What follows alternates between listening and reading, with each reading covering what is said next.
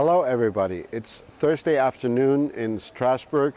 The European Parliament just finished voting on a couple of important issues, including the upcoming negotiations on the Transatlantic Trade and Investment Partnership. But I want to make a remark today on a decision that was taken yesterday in Brussels by the European Council, or rather I should say that was not taken. I'm speaking about the Council's considerations of European energy policy. There has been a lot of fanfare from some business lobby organizations like Business Europe commenting on the outcome of the Council deliberations as a complete turnaround against climate policy, putting climate policy in the very last place and focusing exclusively on cheap energy.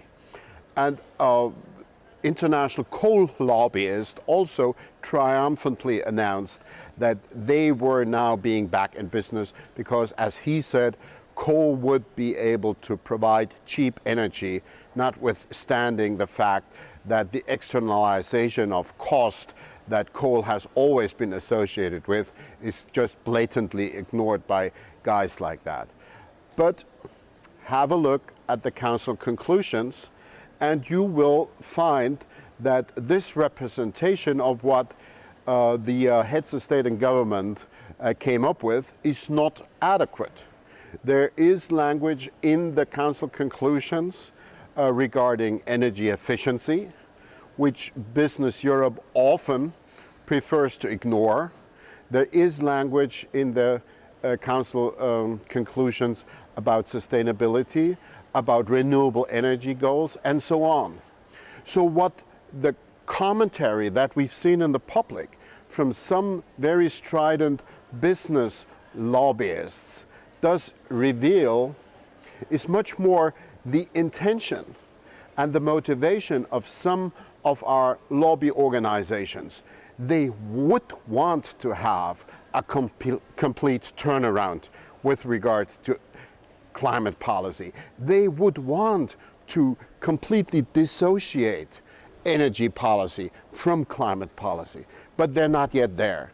So let's not get fooled by the propaganda, but let's get warned about intentions and about what they're up to. So I think for the rest of this year and up to the elections for the European Parliament next year, the definition of energy policy as a very important part of industrial policy will be one of the most contentious issues between the different political sides and also the different stakeholder communities.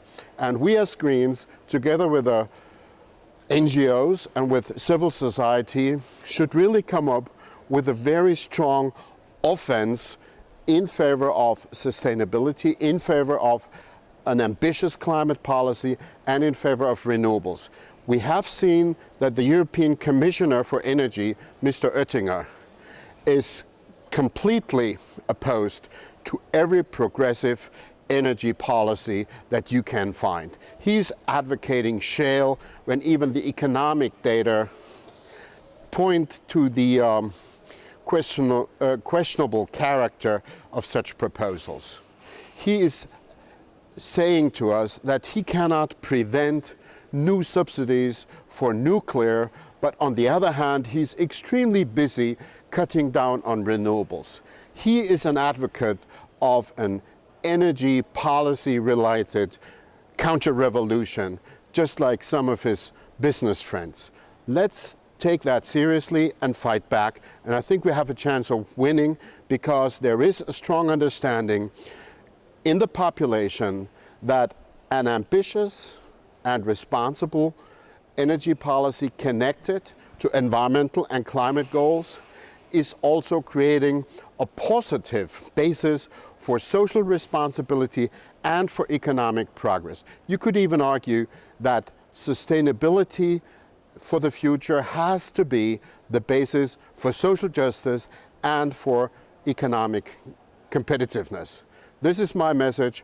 Let's get fighting Let's start pushing back. Thank you.